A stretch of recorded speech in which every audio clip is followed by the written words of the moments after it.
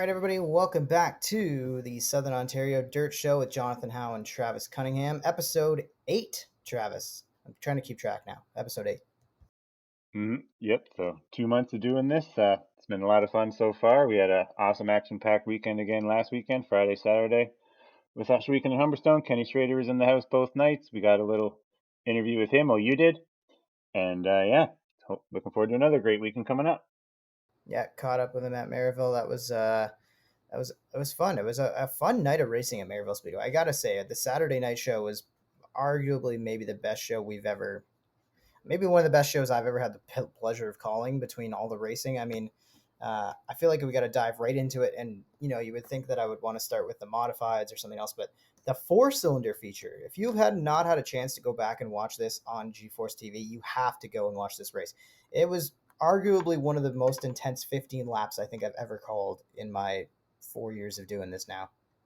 Yep. And I went back and rewatched it just before the show just to get it all back again. And yeah, like it was definitely Usher Weekend style. There were three wide, like within 2-3 rows. It was LaFontaine and Carrick and the five of Kenny Hare, and they were all back and forth. And Jay Moulton was up there and forever, and he tipped her off into the moat, and like a couple of restarts, and it just. I believe there's a couple of earlier guys that were in on it too, like earlier in the race. I can't remember who they were, but it was just like nonstop. Like there's always 3 or 4 races like that with the minis at Merrittville or even 5, but a lot of them can be LaFontaine or Rothwell out front. But last Saturday definitely wasn't that, and Mr. Carrick picked up his first win, and he was like huffing and puffing. I noticed that in the victory lane when I watched it. Like he was wore out, huffing and puffing because he was wheeling to try to keep LaFontaine behind him at the end. Yeah, Clinton Barrick was out front for a lot of it. Clinton Barrick led, I want to say, probably from like lap 4 or 5 on, and then he had to survive a green white Mm-hmm. checkered as well. I think it was Kyle Rothwell was the other car that you were thinking of. Rothwell was up there for a hot minute, mixing it up in the top 5. Yeah, and then Obey had a showing that was pretty good. He started inside the top 5, and he was up there mixing it up. Trevor DeBoer was lurking there. Austin Worcester was lurking there, and it's that's Jay him. Moulton that the 4 cars that I think was the main battle was Barrick, LaFontaine, Kenny Hare, and Jay Moulton, and they raced literally 2 by 2 for at least 10 laps until I think it was Moulton put it in the fence coming off a 4 and rode the moat, but he kept the pedal to the floor and somehow like hung on to it, and I think he ended up being the last caution and brought it home 21st. But if he was able to hang on for after how hard he bounced it off the fence, that would have been really, really impressive. So then that left Hare, LaFontaine, and Barrick chasing the win, and Barrick was able to hold off. But and you mentioned how wore out he was, but Clinton was also so excited. Barrick was so pumped up Mm-hmm. about his win in the 4 cylinders, which really put the cherry on top of what was an awesome race. Yep. I noticed like he was getting tight at a 4. He was kind of washing up, and LaFontaine was almost getting under him every single time, but he was able to hold off, and he's got the TMR help there. He thanked them in victory lane, so another fast TMR car for the mini stocks. They've built quite a few of them now, Rothwell and LaFontaine, and yeah, that was definitely a candidate for mini stock race or even race of the year so far. Yeah, it was a good one. The Action Sprint Tour were also at Maryville on Saturday. Crate sprints, uh, good race. I thought lap traffic might end up playing a bit more of a factor in slowing down Jacob Dykstra's dominance, but once he got out in front, like he started from the pole and he just drove off. But Darren Dryden put on a heck of a drive, driving up from ninth starting spot to finish second. And I felt like maybe if he had like another 5 laps and maybe a bit more lap traffic, Dryden could have made it really, really interesting. But yeah, Jacob Dykstra grabs another one in the action as the I think that was the first. Was that technically the first Action Sprint Tour event of the year? Yep, that was the first one of the year, and Dykstra backed up his last year by taking home the win from the pole. And yeah, him and Dryden are definitely the class of the field right now in that division until someone takes away from them. I think they've either won or been 1-2 in every race they've had so far. I think they only had 3 races last week. Yeah, last week in Humberstone Yep. and Merrittville. And So now yeah, Maryville. another one I noticed that was fast was my buddy Josh Hill was super fast, but then he spun out. I think he got her up to fourth in the 99, but then he spun out. Yeah, Unfortunate. Yeah, Hill but he was started looking seventh. fast. He had a really good run. Yeah, won his Yeah, heat by a I mile. noticed. He also won. I was gonna say he won his heat, right? You're pointing him out to me, and I was like, oh, that's pretty impressive that he had the speed. And then yeah, I think he spun out, and then I think he had a problem after that. But the one I was gonna point out was Austin Rose. Yeah, he's Did in you see a. he climbed from 17th to fourth? Yeah, that's the thing when you got a nice slick racetrack with a little bit of bite on the top and a little bit of bite on the bottom. You can move around. That's why everyone says bite in the tracks, but slick tracks promote the best racing, in my opinion. You can usually go around, move around like he did, and he found the top later on. Most people weren't up there, but he was way, way up there, and there was a little bit of brown dirt, and he was getting his right rear in there, and he drove around the whole field. And I know Mac DeMan was helping him out, so I'm sure he told him to get up there, and he did, and he drove over to fourth. Heck of a run. Yeah, it was awesome. Awesome. I love watching huge jumps through the field like that. That was really impressive. Um, and then taking a look, we only had four divisions in action at Merrittville on Saturday. So the Sportsman, we were able to catch up with feature winner Adam Leslie. That's coming up a little later on in the show. And it was funny hearing so when I interviewed him in Victory Lane after his good battle with Billy Bleach and Terry Smith, actually was good competition for Leslie as well. I heard one of his crew guys saying like, see the difference it is when you don't have seven cylinders or something like that. And I was like, what is he talking about? Seven cylinders? And I guess Leslie's going to talk to us about he had engine problems in his heat right after he finished second to Trevor Wright, and then was able to bounce back, get it fixed up for the feature, and hang on for a good race win against Billy Bleach Jr. and another actually very entertaining race and great finish. Yep, him and Bleach definitely were side by side the whole last when it was about 10 laps there, and Adam finally picked him off, I think, with about three to go, and picked up the first win of the year for him. And he's looked super fast at every track so far. I Yeah, I know that's a new car he just got from Brad Rouse, or not a new car, but a new car to him, and it's been working really well for him. I meant to ask him that when we were talking to him, but I forgot. Dang it! And then yeah, so That's okay. was able to put her in victory lane and show his speed and picked him off.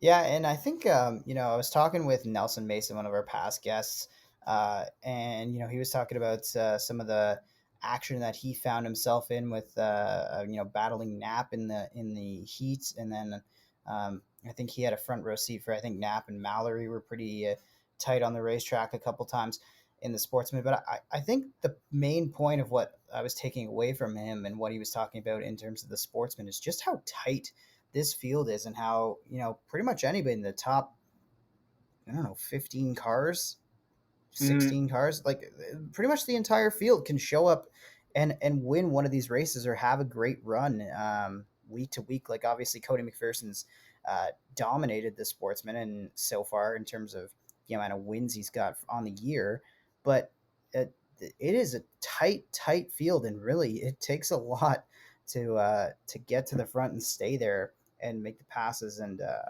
honestly, the Sportsmen are putting on a really good show. If right now, I guess the thing I want to say is don't count them out on the card. I mean, I think the Sportsmen are right there with the Modifieds in terms of putting on great shows right now. Oh yeah, and the cars are even more equal than the modified, you could say, because of the 602s that they got in there. And yeah, Mm-hmm. it's just like modified junior, like all those guys. JMS been doing it forever. Brad Rouse has been doing it forever, ever. And Cody's been doing it for since he was a teenager now.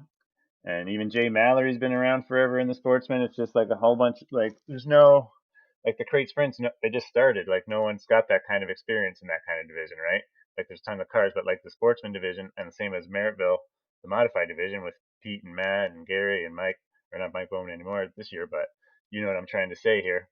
But like just so many guys are Mm-hmm. so fast, and especially in the Sportsman. Like there's guys that have been doing it forever, and like they can't afford to move Yeah. up or whatever, and they can almost so, like I know there's some guys in sportsmen in the states that race for a living because they pick off 1,000 to win here, 2,000 here, 3,000 here, and they can literally. So yeah, the sportsman's definitely not a division to sleep on. That's definitely for sure. Yeah, absolutely. And then rounding out the night, capping it off. Van Sickle Pet Value Night, PV on the Lane Night at Merrittville last Saturday. The Corpac Merchandising 358 Modifieds feature went to Matt Williamson, who started 12th, drove up through the field. Chaotic one to start with. There was a pretty big accident, I think, 2 laps into the feature, um, where Luke Carlton spun off about the middle, I guess, of turn 3 and 4 and collected Pete Bicknell. Gary Lindbergh got a piece of it. I think there was one other car. Dave Flanagan Jr. I don't remember who else. Yeah, it was Flanagan. That's right. Flanagan Mm-hmm. was involved in that one as well. But Bicknell and Lindbergh had heck of a recovery as Pete drove back up to 4th, and Lindbergh got Freddie Carlton in a photo finish at the line for 2nd. So even though those cars, like especially Pete's car, was all banged in on the side, ended up pretty solid night for those two, even though they were involved in an early incident. Yeah, I came into work Monday because I work at BRP, and I saw Pete's car there. It was still on the open trailer because they had the car that Schrader ran in the nice enclosed trailer. So Pete's car was still on Little Red, and I noticed all the damage on it. And I'm like, damn, definitely looked like quite a bit. He got lucky; it did miss all the vitals and just took out all like the body mounting bars and the Nerf bar mounts and all that kind of stuff.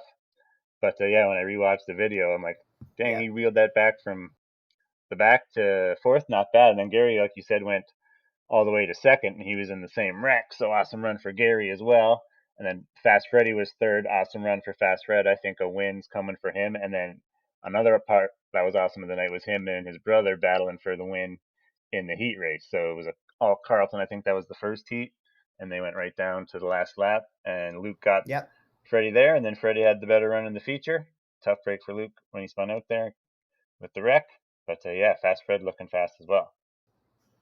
yeah. Fast Freddie Carlton. The Carlton brothers were in the same heat as Ken Schrader, who we had the pleasure of having us join the program on Saturday night at Merrittville Speedway in a 358 modified. And pre-race, I was actually able to catch up with Ken and just ask him a couple questions going into the night. So let's take a listen to what Ken had to say in a quick pre-race interview with me for the Southern Ontario Dirt Show. Jonathan Howe here with the Southern Ontario Dirt Show, and I have a very special guest with me. Ken Schrader is up here at Merrittville making the trip out. We really appreciate Ken catching up. Ken, how's the weekend been? I know you've already been racing at Oshweekend last night, and you got a busy night here at Merrittville tonight. Yeah, well, Oshweekend went pretty good in our little UMP car. We wound up 2nd. Drove one of Glenn Steyer's cars in the 358 center steer, and I was in the way, so I got out. But we'll see what happens tonight. Really looking forward to driving one of the cars here. And you've been up here before. You've been to Merrittville before. We appreciate you coming up in 2019. Do you remember how tricky this place is? Because every time I talk to a driver about what is it about Merrittville, they always say it's that D shape. It's so tricky. But of all the guys and all the racers out there that have experience, I feel like you might be the one who can adapt to this track. Well, I know we've only raced here once, and that was with the little modified, the UMP modified. We wound up winning that night. So we'll just see. This altogether different deal here. I'm not used to these cars and stuff, but I got to make a couple laps in it, and it felt really good. And when you're driving for Pete Bicknell, it's if it don't run good, you're the problem. A lot of pressure, I'm sure. For race fans up here north of the border, tell us about racing in the States. Is there one track or maybe a couple tracks that you really recommend somebody's got to make the trip down to the south and watch a race at? Well, we got like you guys up here, we got a lot of good tracks down there, but Eldora is the one that has the biggest, best paying races, and they get the most fans and car count and everything.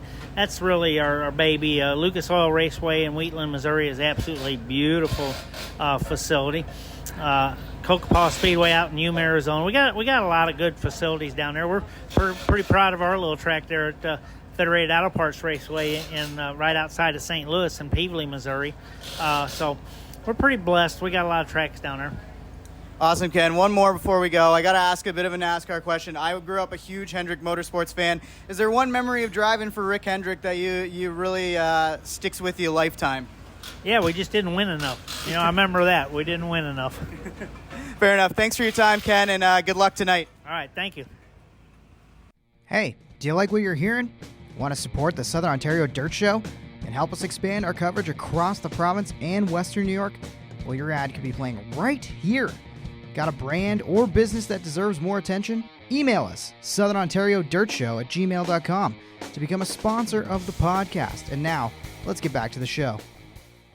It was awesome to have Ken Schrader join me, and I feel like right at the end there. So the last question I asked him, Travis, was about Rick Hendrick, his time driving for Rick Hendrick, which, um, his response was that he just didn't win enough when he was there. But I I think of Kenny as one of those foundational drivers in the history of Hendrick Motorsports. So I feel like our boy Jeff Gordon might have a few things to owe Ken Schrader for being a foundational piece of that organization. But besides his NASCAR stuff, obviously he's a legend amongst dirt racing, and he takes that UMP modified everywhere. And it was cool to hear him. He's the second driver we've had on the show reference down in.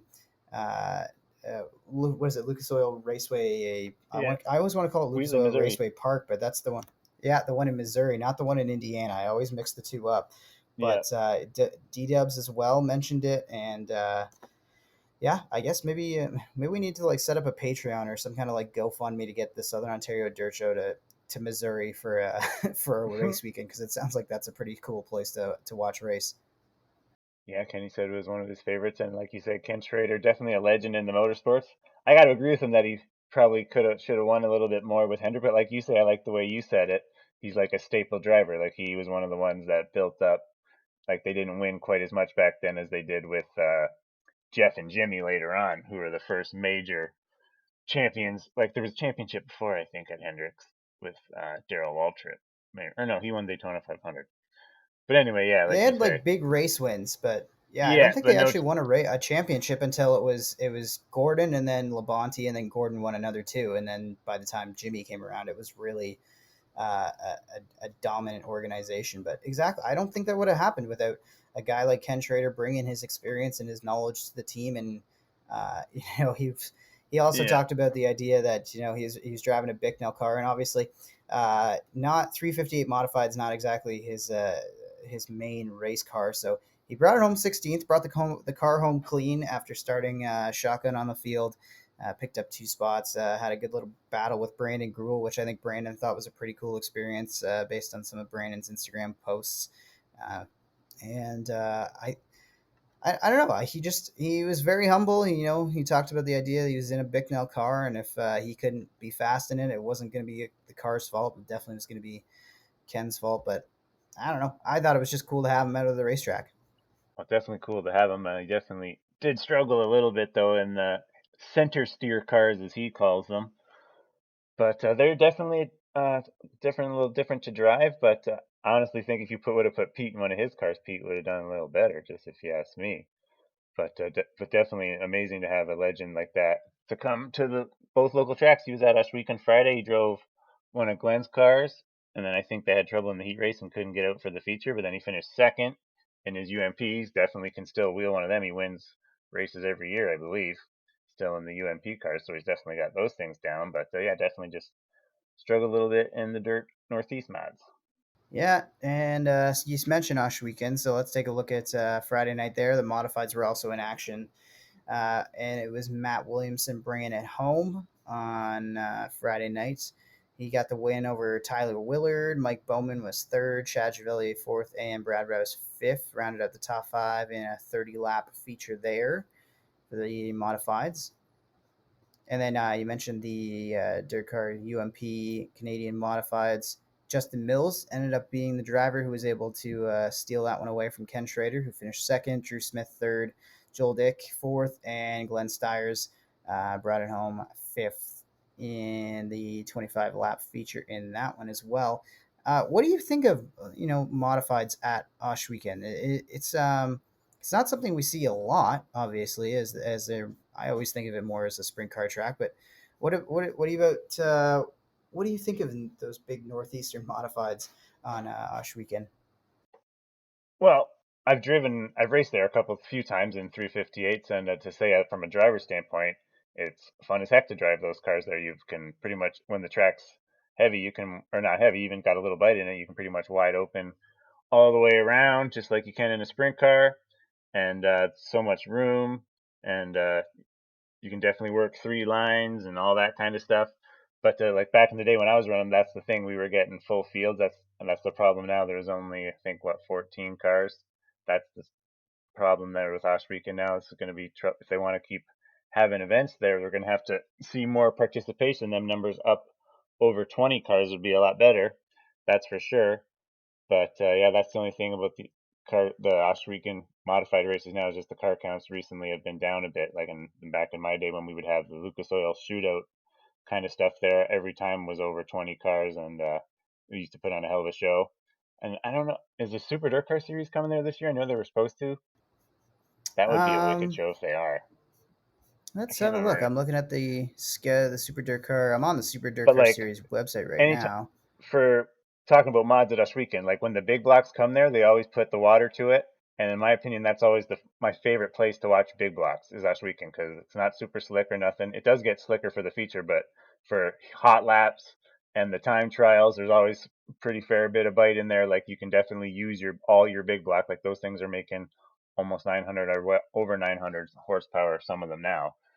So on a slick track, you can not use all that. But Osh Weekend, the last few times I remember, it was juicy and hammer down in hot laps and qualifying, and it is so fun to watch them cars when they can just torque them up and hammer down and use all that big block, like I say. Yeah, it doesn't look like I don't see any Super Dirt Car events on the calendar for Rush No, I Weekend think this they got year. canceled. Yeah, which is okay. That you know what, They kept trying to have it, but let's I don't know. let's focus on I think it getting was originally scheduled. yeah, let's focus on getting stuff healthy here. Just before you're raising a couple good points that I feel like I've got a bit of a rant to set up here. But before I do, I would be mistaken if I didn't shout out as well. Dave Bailey took home the win in the Thunder Stocks at Osh Weekend over Chris Hale, Trevor DeBoer. Uh, Robert Hoskins was fourth, and Fawcett was fifth. Mark Fawcett fifth, and in the mini stocks as well, Tyler Fonzie picking up another win. Braden Cuse brought it home second. Matt Newell third, Nick Erskine fourth, and Jeremy Hughes rounded out the top five there. So congratulations to all of them. Osh Weekend back in action this Friday, and that's going to be was that Friday? What are we at? 17th on Friday? I'm looking at my calendar. Yeah, Friday the 17th. Yep, It's crazy. June 17th. We're already like halfway through June. We were just talking about how May is going to be so wild and crazy that yeah, looking forward to Osh Yep. Weekend. I got to get out there eventually. I haven't been out just yet. This week is O'Neill's and Case IH presenting the Spectator King of the Hill and Duel on the Dirt. Oh yeah, that'll be Right. interesting. We got a Duel on the Dirt home race as well. Yeah. Well, I just saw a video on Facebook where someone wrecked real hard in a spectator one-on-one. Did you see I that have one? not. You're gonna have to send that one to me because I'm Yeah. looking forward to this. I think it's gonna be a pretty wild night, and Have you ever seen spectator I don't one-on-ones? think I'm trying to think if I have. I'm sure it's one of those things where if you send it to me, I'll be like, oh yeah, no, I've totally seen somebody do this somewhere, but I don't think I've ever seen one from Osh Weekend. It's just you bring your normal car Yeah, and run it. But like at Oshweekend, it's going to be intense because that banking, yeah, and if you make one little mistake, like on a regular car, the right front's going to dig in, and you're going to be having some yeah. fun. I've definitely And seen them at. I've seen cars wreck at Mossport, the old Yeah, oval. that's what I was gonna It's say. definitely wild. Like, and the people try real hard. I remember I remember seeing them at paved tracks. I don't think I've ever seen one on dirt. That's what's kind of Uh-huh. tripping my brain right now. I'm like, I don't think I've ever seen somebody do that. And I think the closest we ever got at Merrittville, I think in my first year, I can't remember what event. It was probably Wreckfest, but we let people come on and we had a donut competition with street cars. That was pretty funny. Wild, Yeah, that was fun stuff. People were absolutely no sending it. doubt.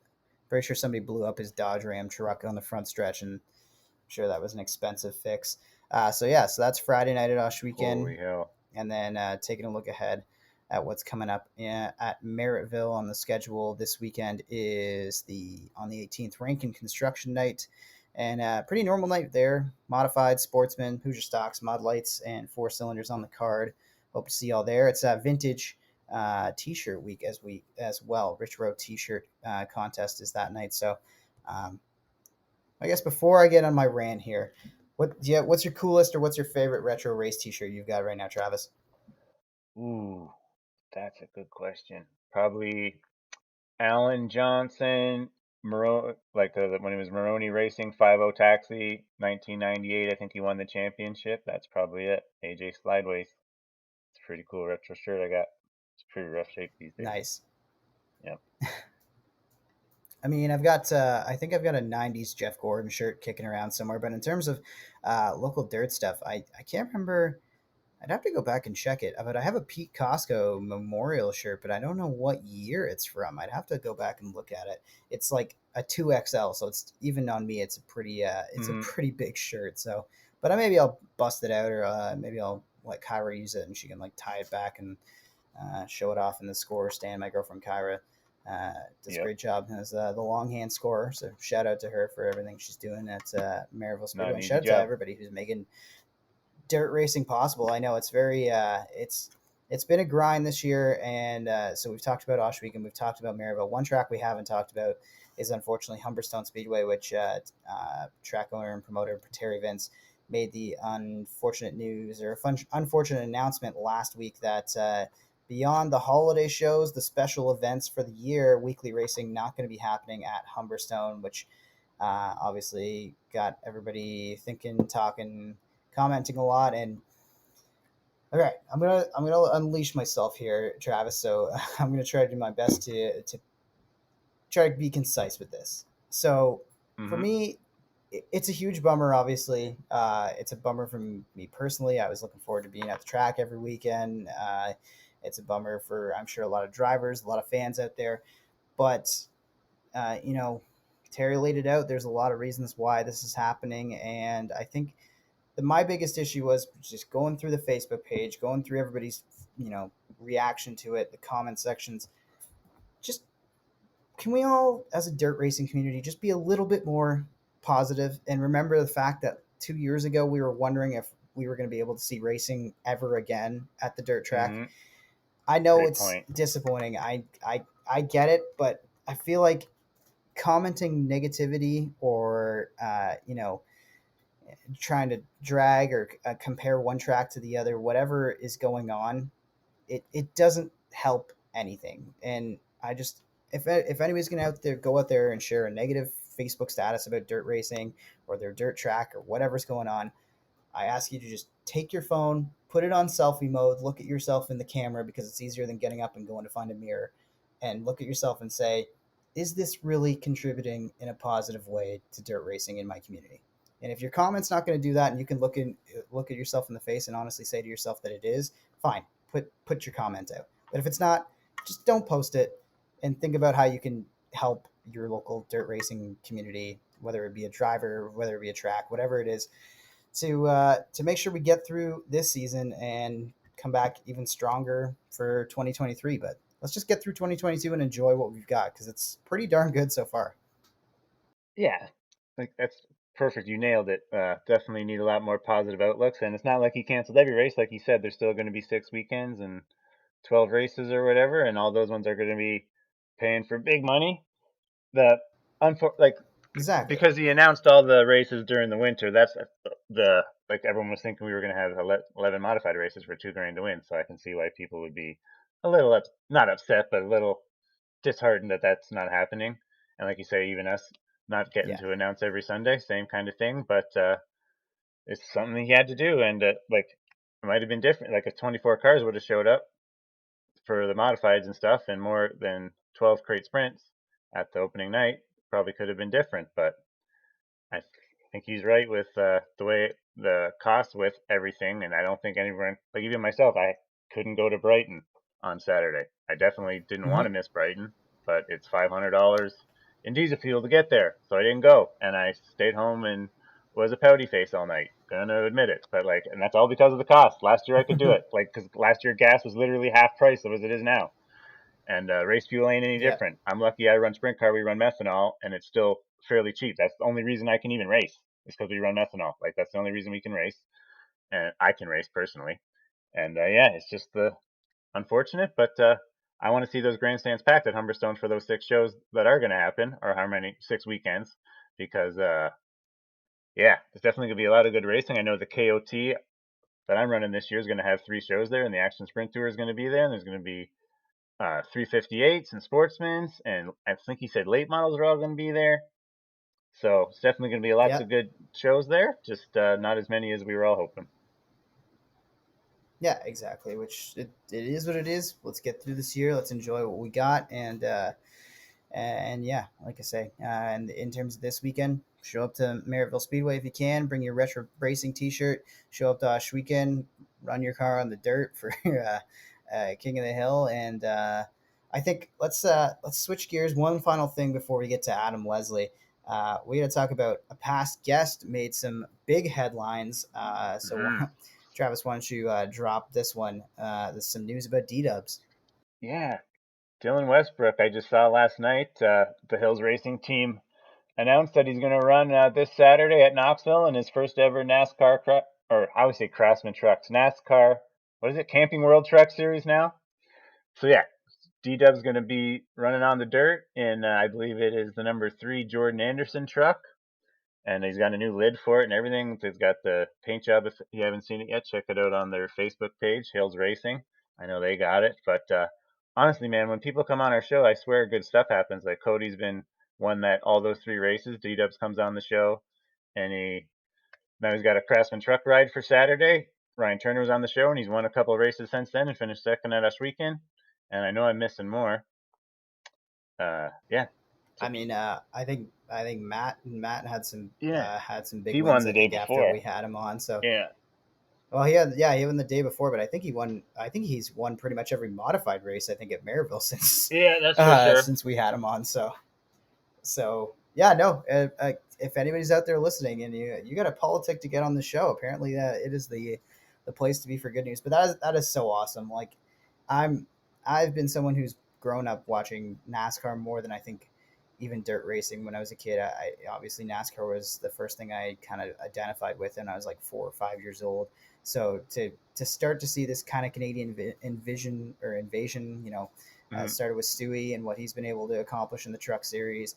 Alex LeBay runs the Xfinity Series, but now somebody who we literally have the chance to go and watch, you know, for the most part throughout the year at Ush. We can obviously, D Dubs likes to travel and he's been around a lot of places racing his sprint car days. But to see him now hit the ranks of NASCAR, that's pretty incredible stuff. Honestly, I'm so stoked for him, and it's got me hyped up to watch Knoxville. Yeah, I'm gonna be at my buddy Aaron's diaper party for his new baby on Saturday, but I think I got a reason to ask for the Wi-Fi password and keep update on what D-Dubs is doing because I'm thinking he's gonna uh, like it wasn't like if he's running on asphalt, that's not the best truck to be in, but on dirt, anything can happen. It doesn't matter whose truck he's in, and in my opinion, if you can get a good feel for it, he's got every bit of chance to get to the front as anyone, really.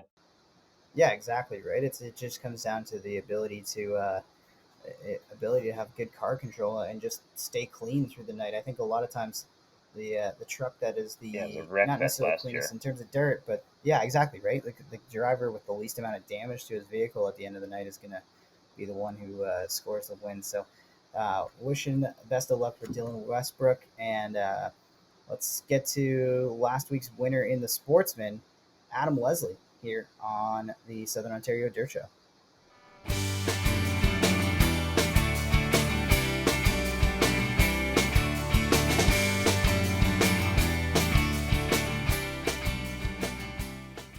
And joining us on the Southern Ontario Dirt Show, it's Adam Leslie, driver of the 15 Sterling Lubricants Sportsman. How's it going, Adam? Not so bad yourself. Not too bad. It's good to have you on the show. Good to catch up with you after a pretty positive weekend, especially coming off a win at Merrittville Speedway. So tell us about your weekend and in particular getting back to Victory Lane. Yeah, it was a pretty interesting night. We we struggled in the heat there, and when it rolled off the track, it died, and we couldn't get it fired back up.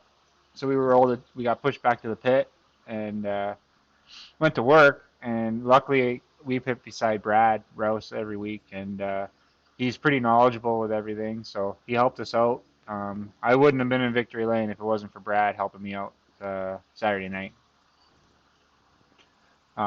We ended up we ended up finding spark plug wire had broken at the spark plug, and it was just not firing. So we only had 7 cylinders, and it helps when you have all 8. So I was going to ask you about that because I heard the guys talking about that in Victory Lane.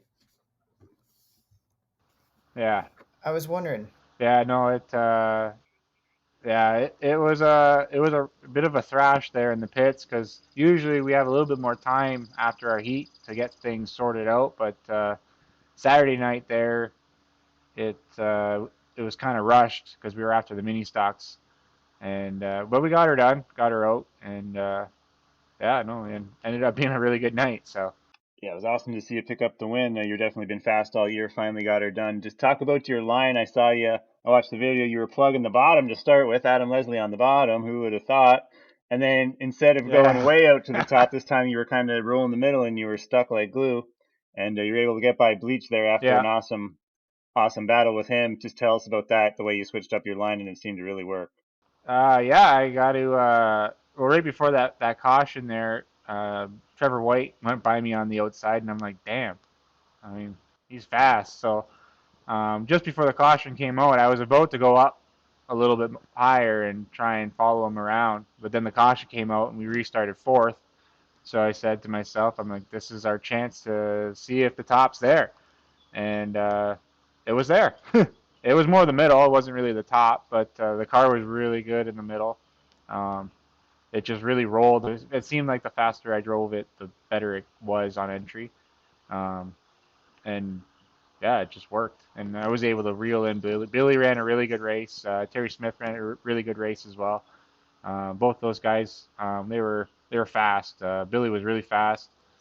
Um, he just didn't give up.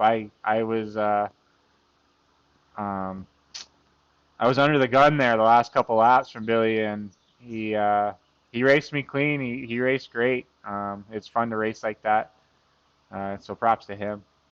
So you get back in victory lane, and you've had a pretty consistent start to the season. Just looking over some of your starts, you run at least 9 events according to my race pass, and 6 top 5s on the year so far. Does it feel like the win was just around the corner, and you were finally going to break through eventually, or did it feel like you were really fighting it to get back to winning ways? I honestly didn't think we would get back to victory lane this year. We didn't really have the speed as some of the guys out there. Um, Sometimes it's better to be lucky than good, I always say, and we were definitely lucky on Saturday night. Cody was coming, and Friesen was coming, and those guys are tough to beat when they get up front. They get into that clean track, and they're uh, they're animals. They just take it, and it's hard to get it back. So you gotta get to the front before them and set sail, kind of thing, and that's kind of what we did, and it worked out. All right, Adam. You've been running Sportsman a long time, but you've also been around even longer than that. Like you ran Mod Lights before that, and then even before that, you were like Larry Lampman's pit crew. You and your dad. So just talk about your history at the track and how it all got started. Yeah, we started. I started helping Larry Landman. I think I was 10, and at the same time, I started racing go karts with my dad. And then we stopped racing go karts when I was 13, and I only helped Larry until I was 16. And then when I was 16, my parents bought me my first Mod Light, and then we ran that for 4 years. And then we moved up. We moved up to Sportsman when I was 20, 19 or 20, I think. And we've been there ever since. We tried modified for the 1 year, and that was probably my favorite year of my career so far. Um, but it's just I can't go broke racing, so I can't justify it. So Sportsman it is. Fair enough. Fair enough. Uh, with the sportsman, like I said, you've had a pretty consistent start to the year. Looking over it, I've got a second here. I got a third on your roster, a Yeah. couple top 5s, and then some sevens. Do you feel like, even though I know you were saying it was kind of you were lucky to get back into victory lane, but do you feel like you have what it takes to maybe compete for the track championship this year at Merrittville? Uh, I'd love to say yeah, like we'll be there. Um, I don't know. I don't want to count myself out because anything can happen. Definitely not. Um, but there's some pretty stiff competition in the top 3 there, and it's hard to say that you know what I mean, you're going to beat those guys week in and week out because they're just, like I said before, they're monsters. They just take it. And no, we'll see. We'll see how the year progresses. I'd love to win a championship. It'd be nice to win one. I've never won one in anything, so it'd be really cool to win one, especially against that group of guys.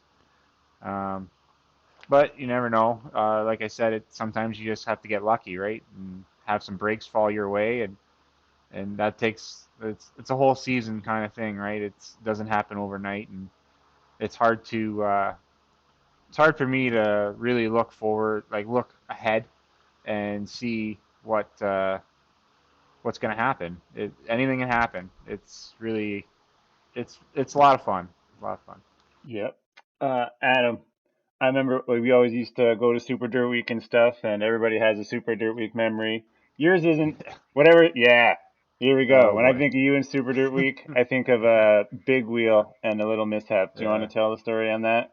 It was an Yeah. awesome time. Not for Yeah. you though. Yeah. No, it was not a good time. There may have been some Even beverages or there was a involved tricked in out that. big wheel, right? Like, We let's set the stage. It was like Club Wago Yeah, it was a tricked and out like a big wheel. big wheel race. I don't. Yeah, it was Club Wago. I don't. It wasn't tricked out or anything. I think it was just a regular Not big yours. They wheel. were There's allowed to nothing trick them out special though. Like about some it. guys came with the And stagger, and I remember yours and yours was fast yeah, because some yours guys was just did. like the plastic one and Yeah. it could slip, and you guys could slip around the track way better than the guys who It- engineered the hell out of it. yeah. I remember that. So yeah. So then Yeah. And yeah, so you had a pusher and you had a guy riding, and I was the guy riding because I was lighter than. It was actually Adam Murphy that was pushing. And yeah, we took the green, and going into one, there was a massive pileup of tricycles, and I ended up. I think my foot got caught underneath somebody's peg, like their foot peg, and Oh, and Adam Murphy he kept pushing because he didn't realize, and it broke my foot. And I ended up walking around oh. all day the next day on it, and then Adam actually brought me home back to Canada so I could go to the hospital and get it checked out. But yeah, it was pretty black by the time I got back to the border. It was did you bad. It ever race wasn't Super fun. Dirt Week or no? That was not. I think yeah, we ran it twice with the Sportsman. Both times I wrecked, hit the wall. Yeah, I don't. I never. We time trialed okay. We time trialed seventh the one year, and we were fast. It just yeah, that's a tough animal to tame. Like that was a lot. It was a lot of fun. Don't get me wrong, and it was cool to do. But yeah, no, I give props to anyone that's won there. Like that's a tough Yep. place. 'Cause I just backed her into the wall. So what you're saying is Super Dirt Week's a tough animal, whether it's the on the track activities or at the big wheel races. Yeah, pretty much. Yeah, yeah, I don't know. All I'm hearing is that you've gone twice, so that means third time's a charm. Maybe third trip might be a little bit more kind to you. yeah. If we go to Super Dirt Week, it'll be at Oswego now because the fairgrounds are gone. But Yeah. um, I I'd like to try Oswego once, but I haven't seen many good reviews.